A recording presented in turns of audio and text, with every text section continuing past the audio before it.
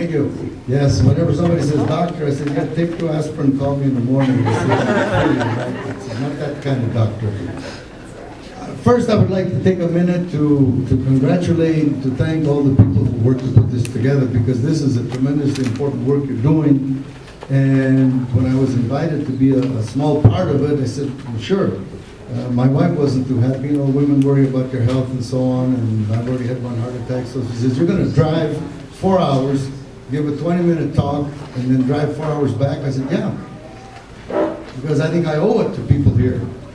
And then I arrived, we get a phone call last night, because I have family in Danuba, that's the area I'm from, and I get a phone call saying, well, the schedule's been revised, you got 12 minutes. I said, I'm not going to tell Irene that.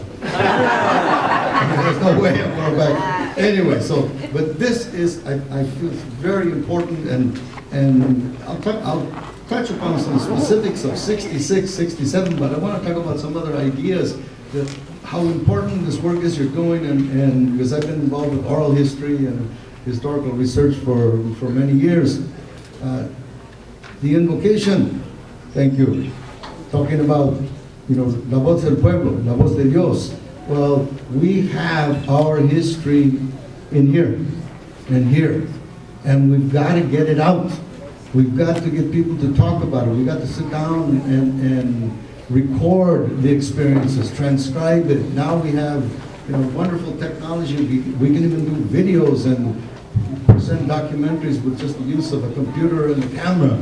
So this has to be done because we're always being wiped out. We're not included. They'll show pictures of some of the early orchards and vineyards around here, and you say, well, who the hell picked the grapes? We know. I mean, if you happen to look, and labor history, we came mainly as laborers, or maybe we weren't laborers when we started out, but that's what we end up doing here. And labor history gets short shrift in this country.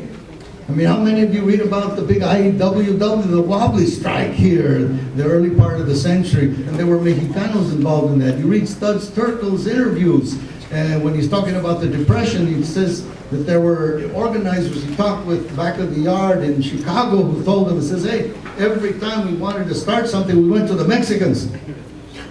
Because they had come out of the revolution, either they fought in it or they ran away from it because the tide turned. He says, but they were ready to fight. And where do we see anything about that? It's hidden, and as people die, unfortunately, you know, it's like somebody, at least only way I can understand it is you die and they press some kind of a delete button or something because it's not there anymore that I know of. At least I haven't seen anybody send us a message from beyond. Maybe you're getting them, I'm not. So we need to do the oral history work that has to be done. In addition to that, you saw a range of photos and articles. There are documents, because it's not just enough to have the oral history, you have to have the documentation. But be careful with the documents, because you have to know the context of them. You know, I have a document, it's my birth certificate. I was born in Reedley, so it's from Fresno County. You know, folks go around telling you, oh, Mexicans, they're not a race. The Mexicans come in all races. I said, you know, I have an official document of the County of Fresno, 1943. And you go down the page, and at the bottom there's a box that says race. Guess what they put there? Mexican. I says, I don't know about you folks, I got papers saying I'm racially Mexican. But you have to understand, that's what Fresno was doing in 1943. You know, you see a picture of fights surrounded by students. Well, what you need to know is before that group of students got together to meet him coming on campus, he was saying, I'm not afraid. See, there were ag students that we were fighting with. They had rifles and shotguns in the gun racks of their pickups. And we said, wait a minute, it's against the law to have firearms on the state campus. At that time, the police weren't supposed to even have it. So we said, what about that? Oh no, there's a pack of wild dogs on campus. We got to protect the borreguitos and so on. We know who the wild dogs were on campus. So Fight said, I believe it was the Fresno Bee, but it came out of the press. He says, I'm not afraid of them. I got a gun, and I carry it. So students met him saying, okay, Fights, pull your gun. Let's see it. You're so damn tough. You're not afraid. Pull your gun. And he ended up running to his office surrounded by students. So that picture shows you something going on, but you have to know the concrete setting in which it occurred. And that's the way it is with the documents. We can go up to Fresno State. I've done this. I've got a copy, a Xerox copy of it. Once again, technology allows us to do these things. The 1970-1971 catalog, that's the Bible for that year. Students come into the university, they got to follow the regulations of the catalog where they start or when they graduate. You can't just pick and choose any catalog. So there in the Bible for 71, there's a section on, guess what? Us.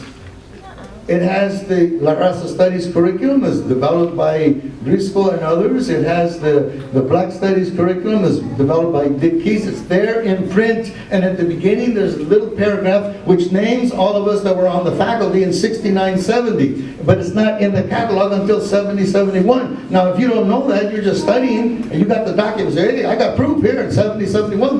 No, the catalog, you have to know, is always a year behind in publication. So you study those documents, but you got to talk with people. You got to find out what the heck it means. And as far as the setting, you know, in 66, 67, we learned, I think we learned a handful of us there because there weren't a lot of us. 50 out of 7,000. When we actually asked to take a count, we counted 65. I mean, that we went through, they used to have a little computer card. You'd fill out ethnic, you know, ethnic identity. And so we say, how many of us are there? And Donald Albright, Patito Donald, we used to call him, you know, he said, we don't know. We don't keep track. They said, every year at registration, we all fill out a computer card. He says, well, they're in the cabinet, go ahead and look. There was no Federal Privacy Act then. So there we go, card by card. And here's another one. And all we did was look for Spanish surnames. You know, that's not always it's not going to be accurate, but there are people without Spanish surnames who are Raza and people who have Spanish surnames who are not Raza, so it should more or less cancel out. We came up with that year 65 Spanish surnames out of 9,000 students. I mean, Ramon was talking, by the way, Ramon, I didn't meet you until after we were at Fresno State. Shit, I would have liked to meet you before you got there. Anyway, we're looking at that number, and no es nada. And that became, I think, one of the driving issues. Why aren't there more of us? You could walk to high schools that had, you know, hundreds of Chicano students enrolled, but nobody was making it there. Go across Fresno to Edison, to Easton, to, you know, whichever direction you went, there was Raza, but not at Fresno State Study. And so we thought it was a real sophisticated analysis. This is a public university. We're part of the public. We should be here, represented. Faculty, no, there were virtually no faculty that were Raza. Carmen Peya, the Cubana in Spanish. They had a bunch of gachupinas, gachupinófilos, and quien sabe que más speaks in Spanish. Jose Canales from history, the head of the Latin American Studies Interdisciplinary Program. He's one of the few, and he had his own mentorship program going for us. There were 4 or 5 of us that he would tell. He said, "Hey, look, you're a good student. Go on and get your Ph.D. You come back when you've got your Ph.D. I'm going to be ready to retire at that time. You can have my job." And what did we know? Oh yeah, okay, I got a job waiting. So we didn't know he couldn't. But we found out about him when the push came to shove. When we started marching, and we needed faculty support, we went to him and said, "Man, you're the only Chicano we got from San Antonio." And that's when he said, "No, I really can't help you." Individually, he would talk with us and encourage us.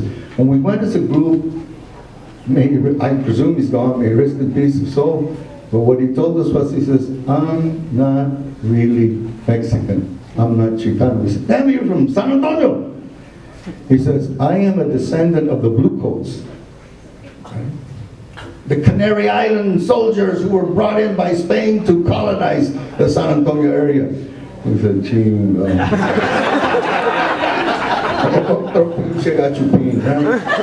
You know, and quite frankly, you know, I talk harshly about gachupinas, but here's, if I'm pushed to the wall, there's actually been a few of them I've had good relations with, we get along, and some of them are actually better than some of the Latinos from other countries. You know, some of the Latinos from Ecuador, Peru, and they look at you like you got the plague if they find out you're Mexican. Some of the Gachupinos, they have a little more sensitivity. You meet somebody from Catalonia, they know what you're talking about the oppression of the central society on the area, right? And not only that, they tend to look at you and say, you've been in the United States how long? And you still speak más o menos Spanish? And you know, you're interested in it, okay, they're waving me down, but it's very interesting. But there's a lot of people. You know, there was something we read actually from one of the Gachupinas about yo soy yo y las circunstancias actuales. I am me and my circumstances, and that's we really have to remember. Those of us who were there at that time, people say, hey, how are the students different today? I said, they're living and they're growing up and they're socializing to a different world. We had the huelga. That was actually, for us, I mean, it was the big divider. That university, we used to call it Great Tech. It immediately comes in. He says, stop, I'm going to finish the story. He says, they mobilized against the huelga, Dowling, the dean of agriculture. I mean, they had a whole college, 6, 7 departments. No, pardon? Tuller. That's later. That's later. I'm a little older than you are. Anyway, and they brought in Alan Grant, the head of the Farm Bureau, and they were bringing in all these speakers to talk, and that became part of our socialization. We said, look, the whole agricultural college, 7 departments, mobilizing to support agribusiness, and that belonged most of the business college was too. So I said, where's the little part of this place that represents us? And the first thing was we wanted more students, and then we realized as we start getting more students, you know, EOP, what are they going to study? You want to turn them over to these people? No, I said it's got to be something else. And that's what got us moving in the direction where we finally coming together and started hiring that first group of faculty for actually the summer of '69 and the academic year 69-70, and on the last date of February there was no union contract. So the rules were you're working there full time. If you go into the classroom, they hand-delivered letters to all of us saying, your services are not needed. And we said, they fired us. They said, no, we just didn't rehire you.